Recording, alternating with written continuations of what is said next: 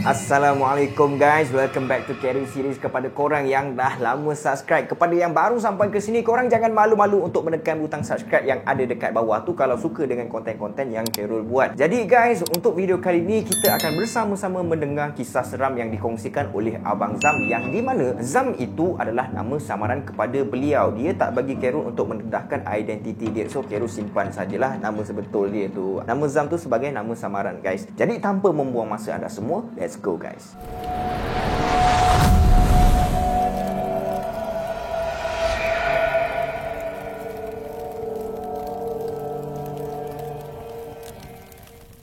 Apa yang berlaku ke atas diri Abang Zam ni terjadi pada tahun 1998, yang di mana pada ketika tu dia ni bertugas sebagai seorang pengawal keselamatan dekat sebuah universiti di Semenanjung Malaysia. Biasanya Abang Zam ni dia akan bertugas pada shift pagi sebab ramai budak baru yang baru masuk kerja time tu. Kenapa Abang Zam kerja pagi pula? Bukankah kalau kerja guard ni dia ada shift pagi and dia ada juga untuk shift malam? Konsep kerja dekat tempat kerja Abang Zam tu, yang mana baru masuk kerja diorang akan diberikan shift malam selama 3 bulan dulu. Maknanya contoh Career baru masuk kerja dekat situ, Career kena kerja shift malam selama 3 bulan dulu guys. Tu dia kira macam kita kena test lah, percubaan guys. And then lepas 3 bulan barulah shift diorang tu akan dirotate dengan orang lama, and orang yang dah lama kerja diorang akan jaga pada shift pagi, masa budak-budak baru tu jaga pada shift malam. Tapi disebabkan ramai sangat budak baru yang masuk, jadi Abang Zam ni dia jaga shift pagi tu selama setahun guys. Yelah kalau dah 7-8 orang yang masuk sekaligus, and then 3 bulan, 3 bulan,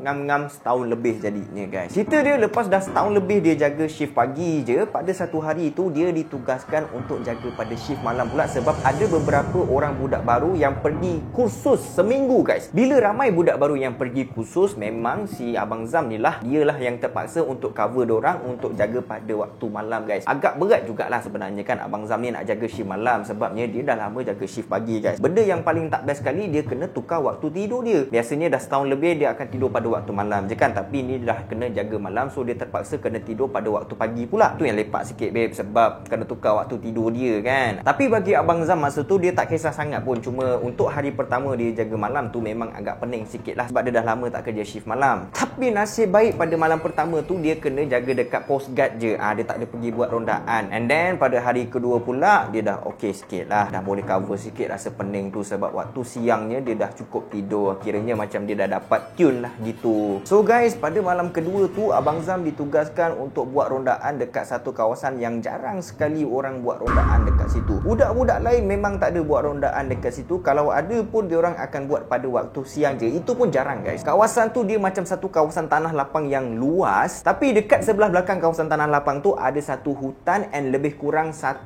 kilometer dekat sebelah kiri hutan tu ada satu kuil untuk orang-orang India, ataupun kita panggil sebagai kuil Hindu guys. Tujuan rondaan tu just macam tak nak bagi orang luar yang cuba untuk masuk ke dalam universiti tu melalui jalan hutan tu guys. Sebab dulu dekat situ ada kes orang Indonesia masuk dekat dalam universiti, and then diorang curi barang yang ada dekat dalam universiti tu. Lepas diorang dah curi tu, diorang akan lalu dekat kawasan situ untuk keluar daripada kawasan universiti tu. Tapi kes tu dah lama guys. Kira rondaan yang Abang Zam akan lakukan tu adalah sebagai langkah untuk berjaga-jaga sahaja. Untuk pengetahuan korang juga, kawasan yang Abang Zam akan buat rondaan ni adalah kawasan bekas estate orang-orang India tau. Maknanya sebelum universiti tu dibangunkan, kebanyakan kawasan dekat situ adalah kawasan ladang orang-orang India guys. Orang-orang India yang duduk dekat situ. Rumah, sekolah, dengan cerita ada kubur juga dekat situ guys. Tapi contoh macam rumah dengan sekolah tu, masa universiti tu dah dibangunkan, kerajaan bagi pampasan lah kepada penduduk berbangsa India yang duduk dekat situ untuk pindah ke tempat lain. Sebab dekat kawasan tu memang tempat duduk orang-orang situ, orang-orang dia kan. Jadi in case kalau kerajaan nak buat something dekat situ, kerajaan kena bagi pampasan dulu dekat diorang supaya diorang boleh berpindah dengan tak ada apa-apa masalah guys. Tapi guys, ada jugalah beberapa orang yang masih tinggal dekat situ. Diorang tinggal dekat area kawasan kuil yang 1 kilometer daripada hutan tu. And then bila diorang nak keluar ke kawasan lain, ataupun senang cerita kalau diorang nak pergi ke taman-taman yang berdekatan dekat area situ, diorang akan jalan kaki melalui kawasan yang Abang Zam nak buat rondaan kejap lagi tu. Sebab jalan jalan tu adalah jalan shortcut guys. Memang kena tempuh hutan sikit lah, tapi jalan tu paling dekat kalau diorang nak pergi ke taman yang berdekatan, in case kalau diorang nak cari barang-barang runcit ke barang-barang keperluan guys. So sampai sini Khairul harap korang dah dapat catch up lah. Mula-mula Abang Zam kerja guard, lepas tu budak baru masuk kena jaga malam, Abang Zam jaga pagi. Lepas setahun budak baru kerja pergi kursus, Abang Zam kena jaga malam pula. And then pada hari pertama memang tak ada benda yang berlaku sebab Abang Zam just duduk dekat post guard je. Tapi bila masuk pada hari yang kedua, dia kena buat rondaan dekat satu kawasan yang di mana kawasan tu adalah bekas tapak estate orang India guys. Okay, kita dah sampai dekat sini guys. Saya harap korang boleh catch up guys. Jadi cerita dia bermula dekat sini guys. Korang kena pasang telinga korang betul-betul, korang kena dengar betul-betul sebab apa yang akan Khairul ceritakan kejap lagi ni memang korang tak jangka benda tu boleh berlaku guys. Sebab bila Abang Zam cerita, Khairul sendiri pun tak sangka, memang tak pernah dengar langsung benda macam gini boleh jadi tau. Waktu time tu lebih kurang dalam pukul 12 ke 12.30 malam macam tu, Abang Zam pun dia bergerak lah pergi ke kawasan yang dia nak kena buat rondaan tu. Bila dah sampai dekat situ, dia pun pusing kawasan situ sambil ditemani dengan cahaya bulan guys. Kan Khairul cakap kawasan tu kan kawasan tanah lapang, betul. Dia punya keluasan dia tu lebih kurang dalam 500 meter kali dengan 500 meter. Korang just bayangkan dulu masa kita sekolah, kita ada masuk acara lari 100 meter dekat padang kan. Korang just bayangkan 100 meter tu korang kali dengan 5 guys. Yes, memang besar cuy tanah tu. 100 meter tu kau kali dengan 5. Jadi rondaan Abang Zam tu dia buat daripada sudut tepi je, sebab tengah tu kan kosong. Tanah lapang buat apa nak ronda dekat tengah tu kan, tak ada benda pun.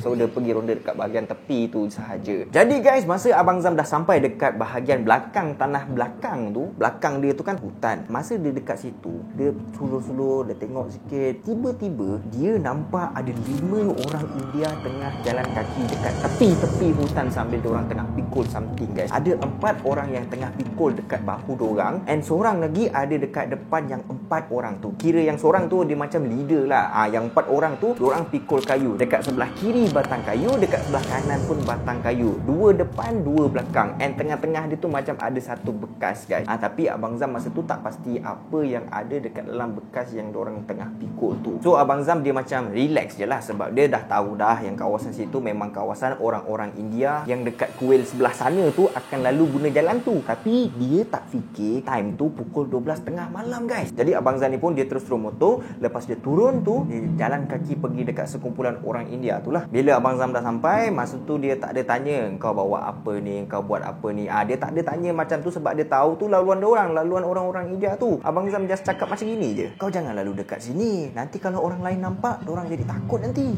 Abang Zam just cakap macam itu je. Lepas Abang Zam cakap macam gitu kan, apa yang Abang Zam perasan masa tu, dia punya leader je yang pandang Abang Zam tau. Yang lagi 4 orang dekat belakang leader tu just pandang depan je. Dia macam gini, ni leader dia, ni 4 orang tu, Abang Zam dekat sini, and then leader dia datang ke sini, and then 4 orang dia tu just pandang ke sana je. Dia tak pandang langsung dekat Abang Zam guys. Contoh guys, andai kata kalau Khairul seorang time tu, lepas tu tak ada orang lain tau, and then Khairul datang dekat korang pandang tak? Pandang kan? Benda tu dia macam lumrah guys, benda biasa. Bila orang datang, kita mesti akan tengok dekat dia. Kita nak tengok, siapa yang datang ni? Kita mesti ada firasat macam gitu. Tapi yang 4 orang tu langsung tak pandang dekat Abang Zam guys. Diorang just pandang depan je tau. Apa yang buatkan Abang Zam tak ada perasaan takut masa tu, sebab yang 5 orang dia nampak dekat depan mata dia masa tu, semuanya pakai baju macam baju Sami guys. Jadi bila diorang pakai baju Sami, maksudnya diorang ni tinggal dekat area kuil sana tu, yang Khairul cerita tadi tu. Itu pasal Abang Zam tak takut langsung. So lepas tu yang seorang macam leader tu, dia just macam diam je tau. Lepas tu dia pun terus jalan je lah. Dia terus jalan kat di sini tadi, ni leader dia. Lepas tu dia terus jalan ke depan 4 orang tu, and then yang 4 orang tu pun jalan. Dia ikut dia punya leader dia. Jadi bila Abang Zam tengok yang diorang tu just macam buat dang je dekat dia kan, dia pun terus pusingkan badan dia ke arah jalan nak pergi ke motor dia tu sambil cakap macam ni tau guys. Tapi dia cakap macam slow je lah. Dia macam bisik dekat hati dia, degil orang cakap tak nak dengar. Dia cakap macam gitu guys. Baru 2 ke 3 langkah macam tu, belum sempat dia nak sampai dekat motor dia, tiba-tiba seorang yang macam leader tu muncul dekat depan dia guys. Kau boleh bayangkan tak? Benda tu betul-betul dekat depan muka dia. Memang Abang Zam ingat, Abang Zam nampak mata dia merah gila guys. Satu muka dia mereka guys. Memang bodoh gila lah. And then disebabkan terkejut yang amat sangat, Abang Zam pun dia terus rebah guys. Dia pengsan tak sedarkan diri. Sampailah ke esok paginya pukul 7 pagi. Masa tu biasanya kalau kita kerja, kita akan punch card, betul tak? Kita akan punch in untuk masuk kerja, and kita akan punch out untuk balik kerja. Tapi kalau kerja guard dekat situ, in case kalau mana-mana guard yang tak punch out, diorang akan automatic call guard yang tak punch out tu. Sebab diorang risau jadi apa-apa dekat guard tu. Kira sistem sistem management diorang ni power lah. Jadi management pun try call Abang Zam tapi tak diangkat. Masa tu Abang Zam ni dia pakai Nokia 8110 guys, yang ada antena tu.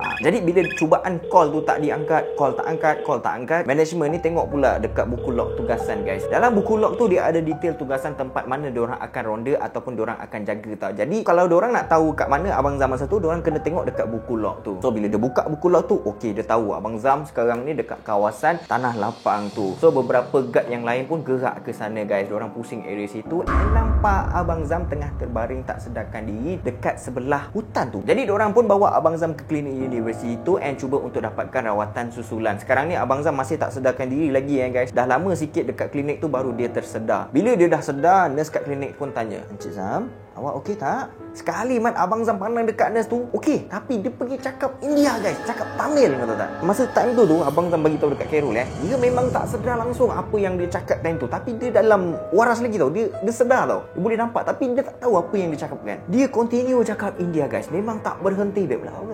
Kadang-kadang intonation tu macam-macam marah, kadang-kadang intonation tu macam cakap biasa, kadang-kadang dia diam, duduk dekat tepi. Abang Zam bagi tahu dia sedar tapi dia tak tahu apa yang dia buat. Tak lama lepas tu doktor pun datang, tapi bila doktor try approach dekat Abang Zam pun sama juga. Cakap Tamil juga guys. Abang Zam memang tak boleh nak buat apa. Dan kebetulan masa tu ada satu pasien berbangsa India lalu dekat depan bilik yang Abang Zam kena rawat tau. Dia cepat-cepat masuk. Bila dia dengar Abang Zam meracau yang pelik-pelik tu, dia cepat-cepat masuk dekat dalam bilik tu and dia terus bagi tahu dekat doktor, "Doktor, abang ni saya rasa dia kena sampuk ni doktor."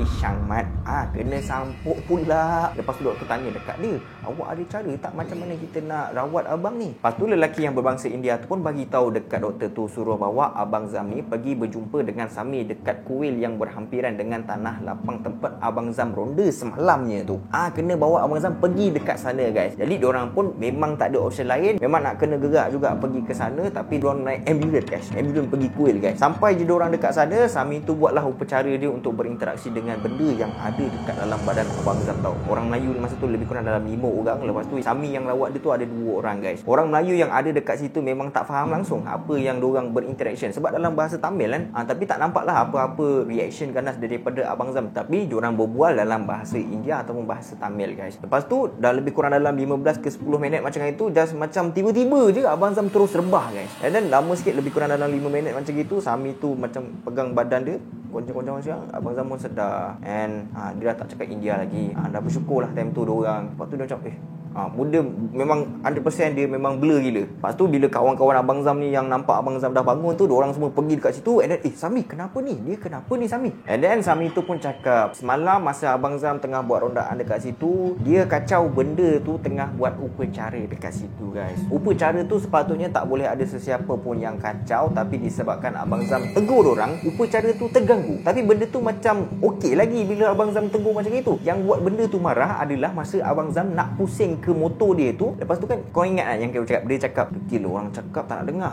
Dia cakap macam tu. Sebab tu lah benda tu marah guys. Dan Abang Zam pun dah okey and semuanya pun pulih seperti biasa. Yang penting Abang Zam bagi tahu dia memang sedar, dia nampak korang semua, cuma dia macam kena lock guys. Tak tahu apa yang dia cakap kan. Benda tu yang kontrol dekat dalam badan dia. Apa yang berlaku dekat Abang Zam ni, dia macam satu peringatan lah kepada orang-orang dekat situ semua tahu. Kalau malam-malam nampak ada Sami India buat upacara dekat hutan tu, jangan ditegur. So itu sahaja kisah daripada Abang Zam. Susah nak dengar benda-benda macam gini guys. And bagi Carol pun tak pernah dengar langsung guys kisah-kisah macam gini, benda-benda macam gini tau. So guys, kalau korang ada kisah seram yang nak dikongsikan, korang boleh DM Carol ataupun korang boleh email Carol. See you on next video. Assalamualaikum guys.